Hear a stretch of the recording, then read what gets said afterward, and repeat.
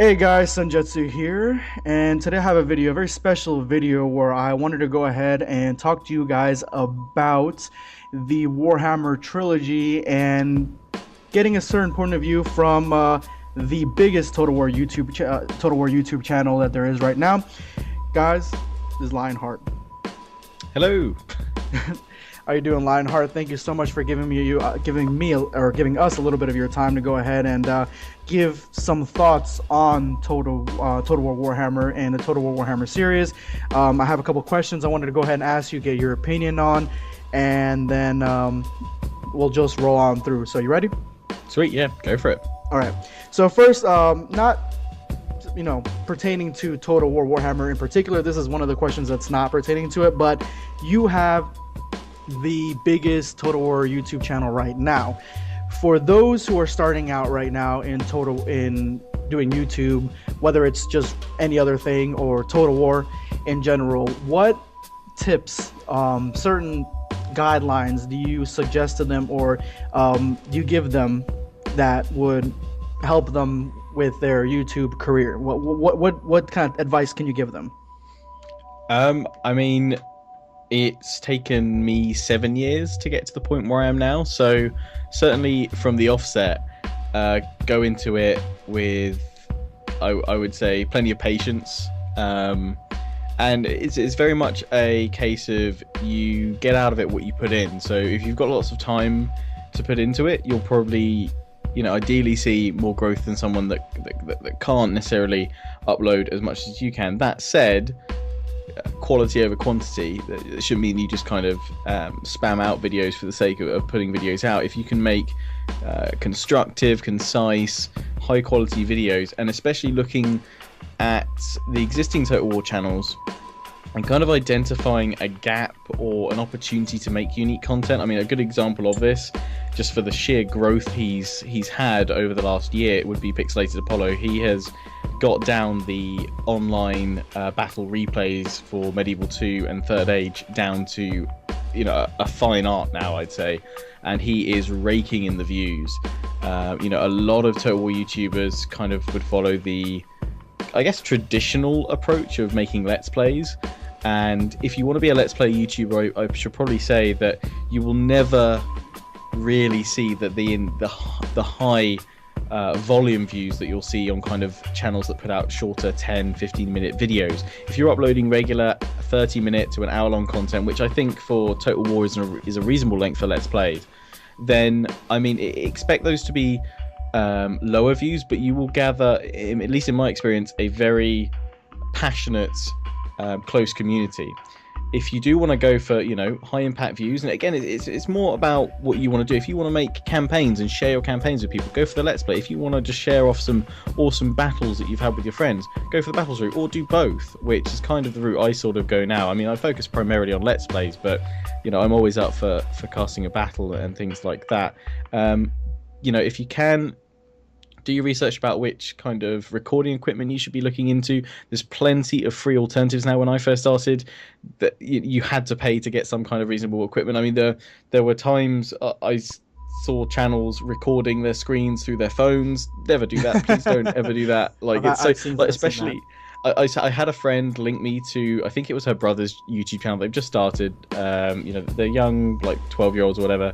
They're just having some fun, but they record all their gameplay videos using an iPhone. The first thing I told them was like, look, here's some free software.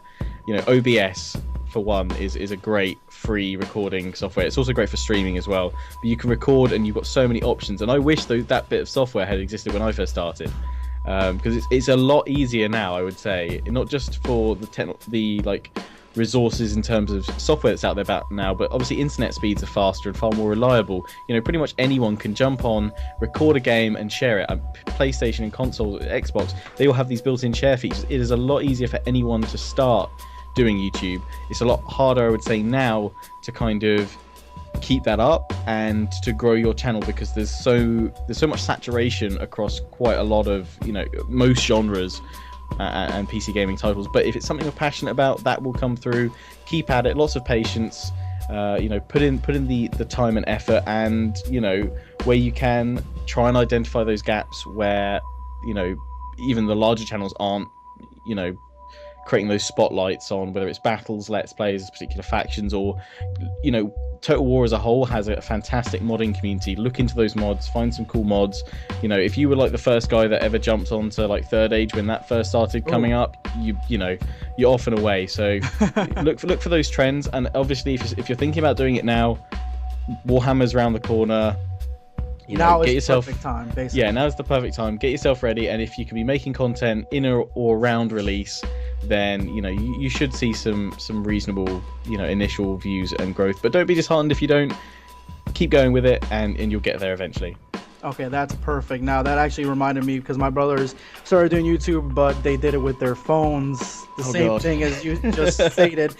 Some of their first videos with their phones, and my first videos were with I think Bandicam. So I mean, a lot of free software, patience, all that. Make sure you try a good tip, like you just said, unique content for viewers to watch and stuff. So that's perfect. Now I'm gonna go ahead and jump right into some Warhammer questions. Now, what is the thing that you're looking forward to the most in this game right now? Oh god, there's a lot I'm looking forward to, because from a creative perspective, this allows Creative Assembly to be, take the gloves off and do whatever they want, really. Which, considering some of the design choices which have split the community, that is fairly evident that they are creating a very specific type of game that some wouldn't necessarily call necessarily a traditional Total War game, because it's going off in different directions. But in a way, that's actually probably the thing I'm looking forward to most, as odd as that may sound, because some people will think that a lot of the features are potentially linear and railroading certain aspects, and I'm certainly not disagreeing that. Sieges, I will say, if people haven't already, and I hope you don't mind this, but if people haven't checked out THFE, Oakley, and Indie Pride discussing sieges and how they could be improved. I watched that video. That is very good. I've been thinking about whether I'd do one myself, but I think in essence it would come down to me saying go check out that video, because I fully agree with 99% of the stuff they're saying there. But at the same time, the dev blog that came out said they wanted focus on the walls and that kind of fighting. That's not necessarily something we've had. You normally storm over the walls quite quickly and you rush on into the city, and that's where you have your battle. So it's a very different direction for a title, and I think whether that's a good or a bad thing, I think it's almost an important thing to experience and see if it works, because if there's a way that they can make it work, that's quite exciting for future titles. I think overall, I'm just excited for the fantasy setting. You've got flying units, you've got huge monsters, you've got individual units of monstrous proportions. So the fantasy is what's pulling you in. Yeah, it's something very different, and if you got down to the bare bones of everything, really Total War hasn't changed that much in its 15 years so far. No. It's been historical era after historical era, and in a way, while I totally get that some people won't want to play Warhammer because it's fancy and it's not historical, in the nicest way possible, I'm kind of like, this is refreshing, this is something different. Not that there's anything wrong with historical stuff. I'm a history graduate after all, and I love my history, but I'm excited to see what this allows them to do, even if it's not necessarily stuff that changes for the better. I hope it's a very big learning experience for them as a studio, and for their designers to really see what they can push and what they can make work and what they have to redevelop and redesign, and I think this fantasy setting allows them to do that. Okay, so the fantasy, the setting itself, that is what's pulling you in. Now, what is the thing you're most worried about? Performance, pretty much. I said in my kind of analysis of the campaign map when we first saw that for the Greenskins that it's great that we're seeing all this depth to the campaign, all these extra new features and things like that, and things that have changed. But to be honest, if the game runs like crap, you can't enjoy any of that content. So, we've had some rocky releases, to say the least. Yeah, rocky. And I would say that, to be honest, performance hasn't been Total War's strong point, especially at release for, probably ever, maybe. Realistically, these are very demanding games, and it's great to see tweaks and optimizations for lower specification machines and for some laptops and things like that, and bringing in mobile GPUs and things.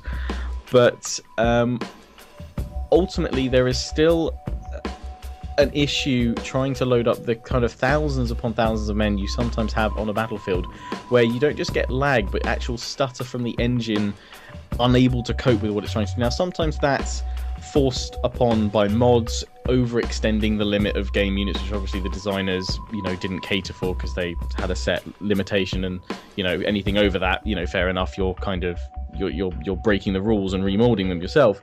But I mean, Attila from Rome 2 has been interesting because I've seen some people say they get much better performance on Rome 2, some people say on Attila, and vice versa, saying it's worse on the other one. There are a lot of inconsistencies with performance, and because they've announced the more recent information about the engine being 64-bit compatible, so it will use more memory because there's a lot more animations and textures with varying different creatures and skeletons that make those up. That should at least, at a bare bones level, increase loading times and things like that.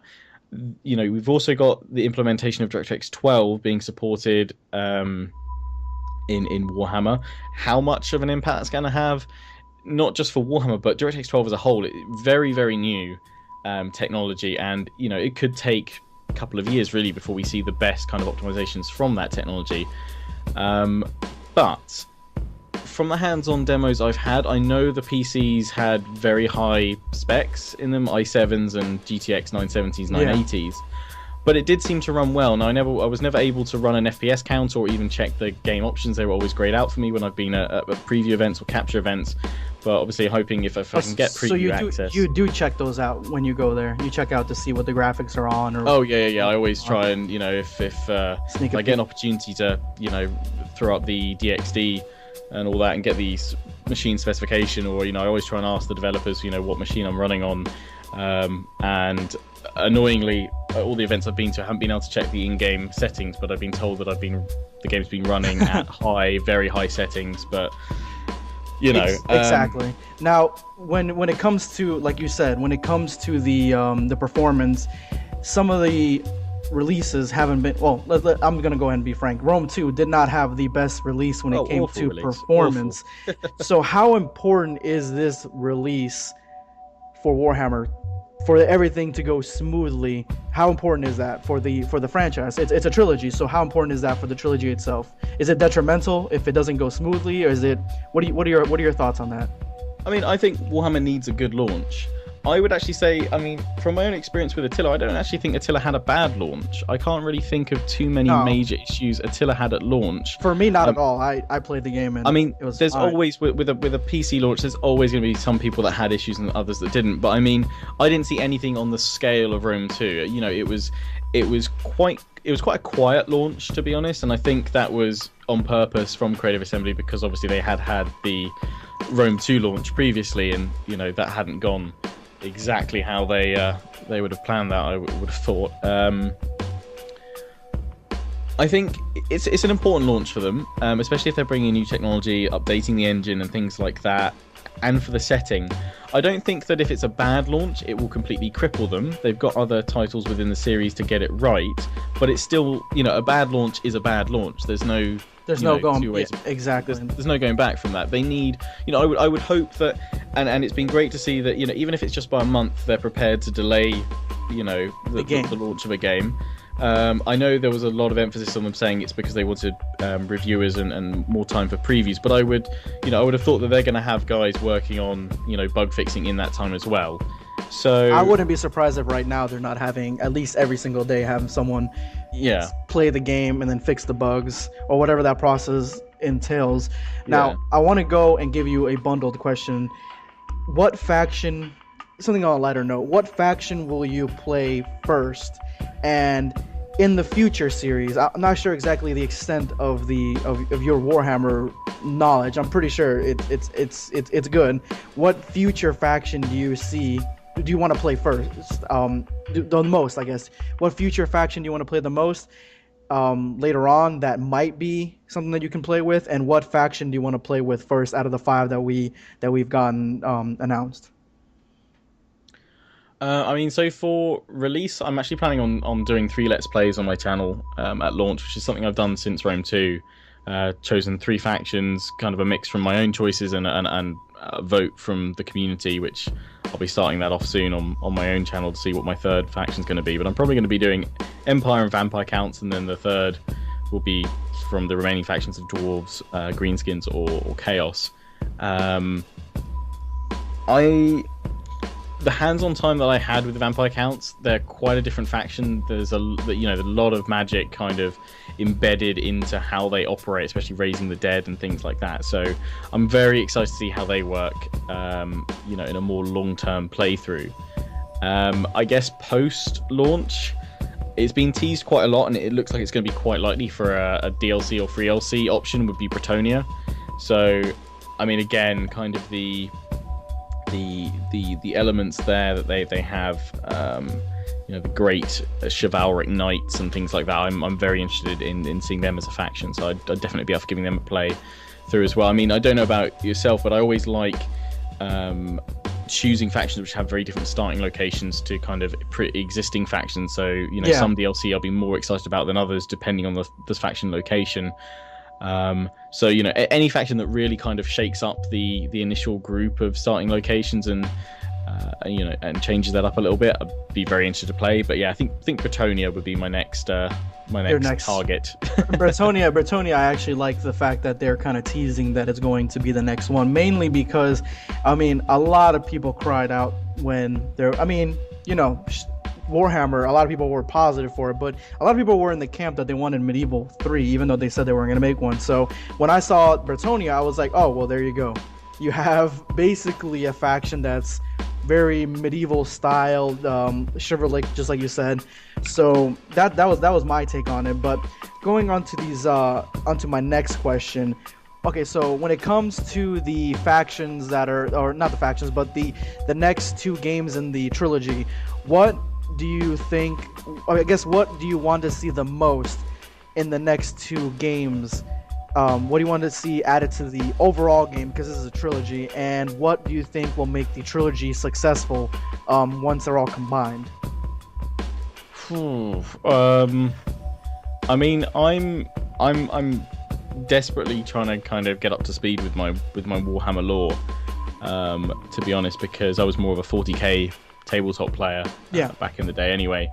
I mean, elves and dark elves sound pretty badass, so I'm definitely up for seeing the elves being brought into the game in a future expansion. And I think overall just the idea that these three Warhammer titles will, if you have all three of them, kind of bring the map together for an insanely large campaign map. That's still the kind of end goal they wish to achieve with that by the time they all come out. I mean, I guess things could change by the time the third game comes out, but if that is still the direction they're going with that, and that the maps all kind of stitched together, I think that would be a really cool kind of feature to have, the maps all fitting together. I don't know how logistically that might cause some issues or have some things that need to be reworked, but definitely interested to see how that goes together. I mean, we could have the largest map since Empire, really.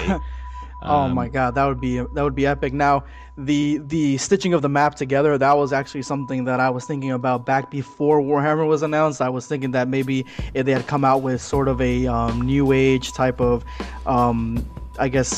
Victorian style game, then it'd be cool to have the first game have maybe Europe, the second game have America, something along the same line. So that's part of why I'm excited the most for this series itself. Now, when the series is all said and done, do you think that this will push Total War mainstream compared to other games such as Call of Duty, Fallout games, other games that are coming out that normally get the attention from media?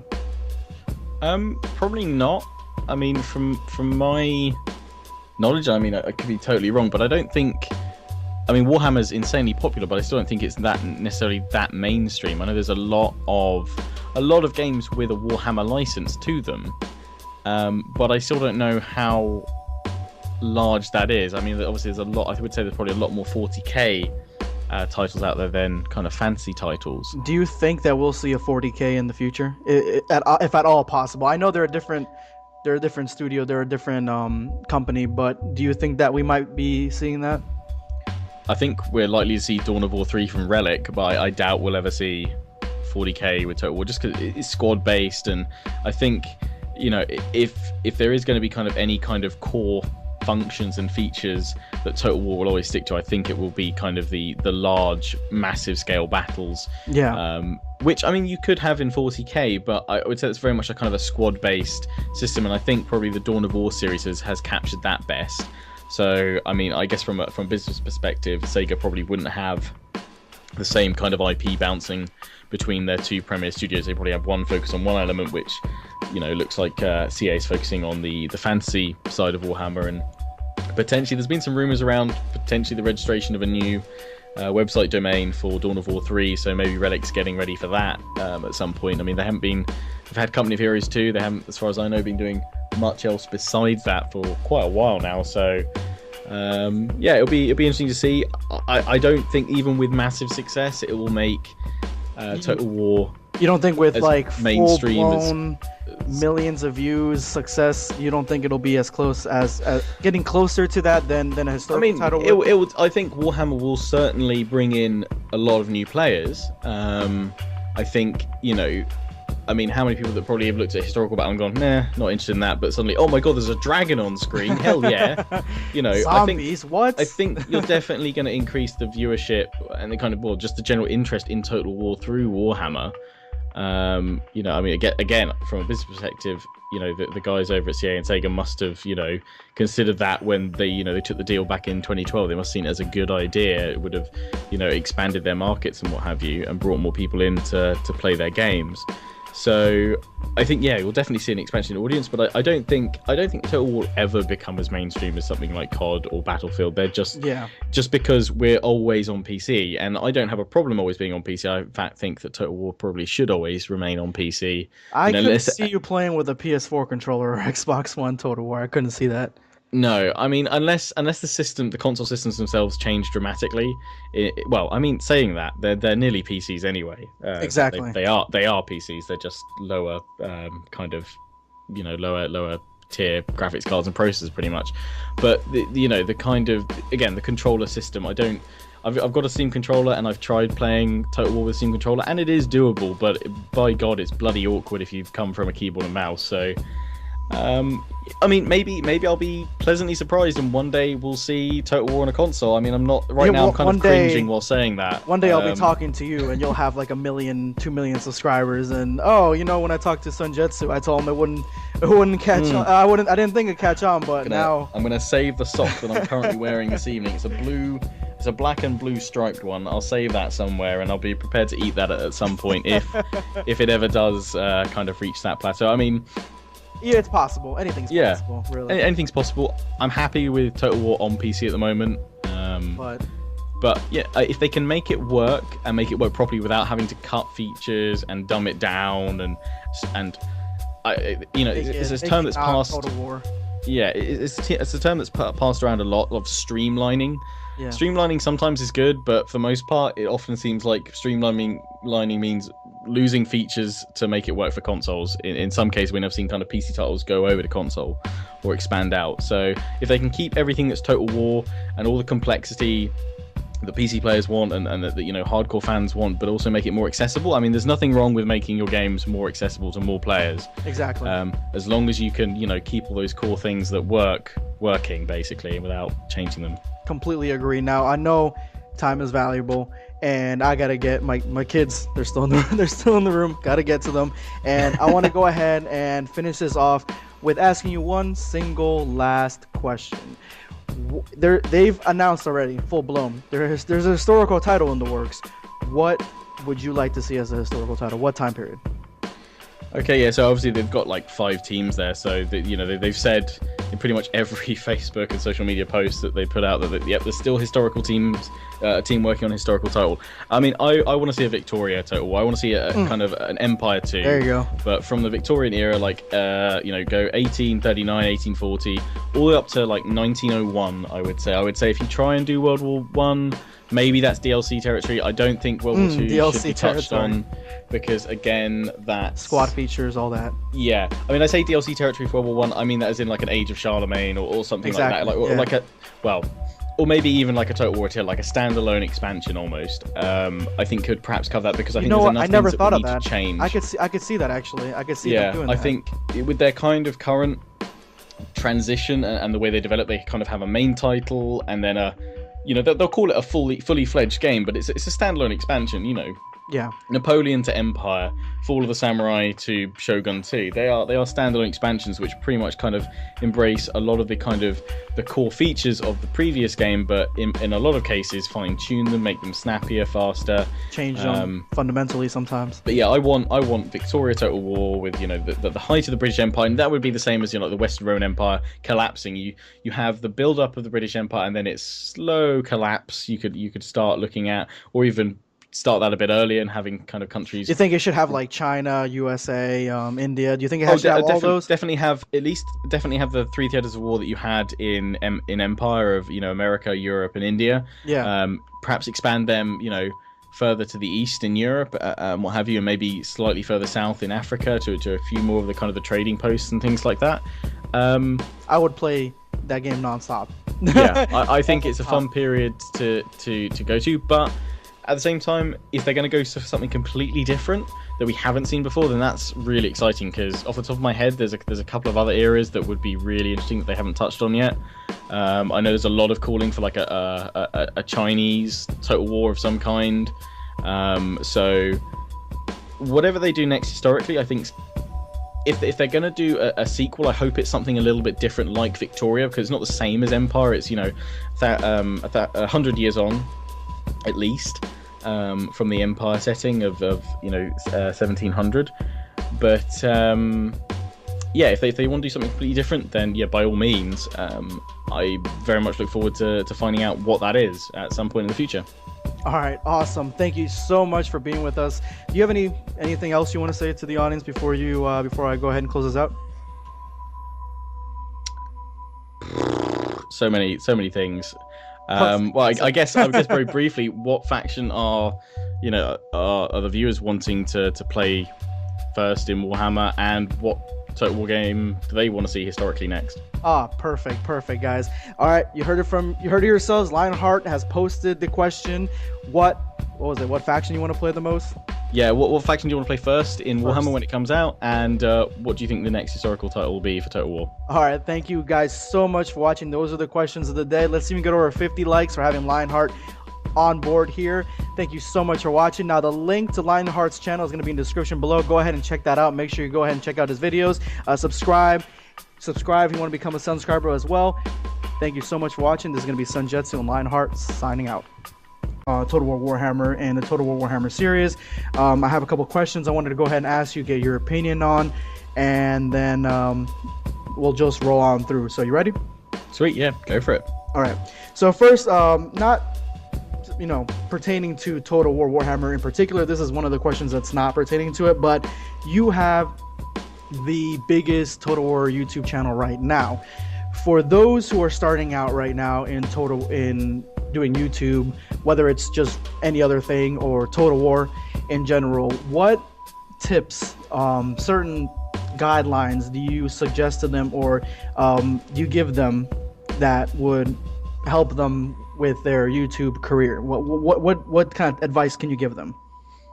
I mean, it's taken me 7 years to get to the point where I am now, so certainly from the offset, go into it with, I would say, plenty of patience, and it's very much a case of you get out of it what you put in. So if you've got lots of time to put into it, you'll probably ideally see more growth than someone that can't necessarily upload as much as you can. That said, quality over quantity, that shouldn't mean you just kind of spam out videos for the sake of putting videos out. If you can make constructive, concise, high quality videos, and especially looking at the existing Total War channels and kind of identifying a gap or an opportunity to make unique content. I mean, a good example of this, just for the sheer growth he's had over the last year, it would be Pixelated Apollo. He has got down the online battle replays for Medieval 2 and Third Age down to a fine art now, I'd say, and he is raking in the views. A lot of Total War YouTubers kind of would follow the.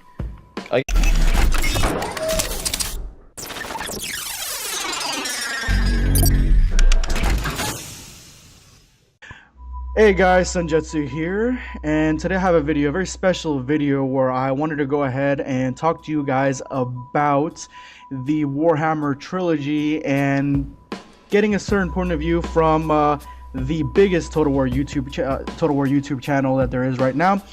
Guys, this is Lionheart. Hello.